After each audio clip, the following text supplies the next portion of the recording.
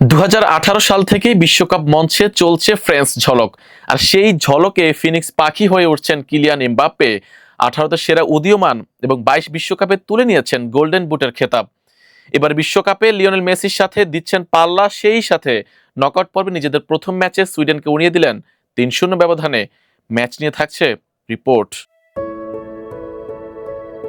ম্যাচের প্রথমার্ধ দেখে মনে হচ্ছিল এত আক্রমণ করেও বুঝি গোলের দেখা পাবে না ফ্রান্স।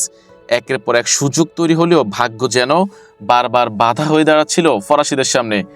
অফসাইডের কারণে বাতিল হয় কিলিয়ান এমবাপ্পের একটি গোল।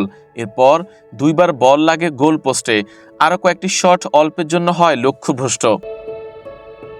তবে বিরতির ঠিক আগ মুহূর্তে বদলে যায় ম্যাচের দৃশ্যপট। 45 মিনিটে বক্সের বাঁ প্রান্তে বল পেয়ে দুর্দান্ত স্কিলে নিজের মার্কারকে কাটিয়ে দূরের পোস্টে নিখুঁত শটে জাল খুঁজে নেন এমবাপ্পে। প্রথমার্ধ শেষ হয় ফ্রান্সের 1-0 গোলে লিডে। দ্বিতীয়ার্ধেও থামেনি ফরাসিদের আক্রমণের ধার। 53 মিনিটে মাইকেল ওলিসের নিখুঁত অ্যাসিস্ট থেকে ব্যবধান দ্বিগুণ করেন ব্র্যাডলি বারকোলা। এরপর 74 মিনিটে আবারও অলিসের পাস থেকে নিজের দ্বিতীয় গোলটি করেন এমবাপ্পে। প্রথম গোলের মতো এবারও বক্সের একই প্রান্ত থেকে দুর্দান্ত ফিনিশিংয়ে গোলরক্ষককে পরাস্ত করেন তিনি। পুরো ম্যাচ জুড়ে ছিল ফ্রান্সের ছন্দ আর আধিপত্যের খেলা।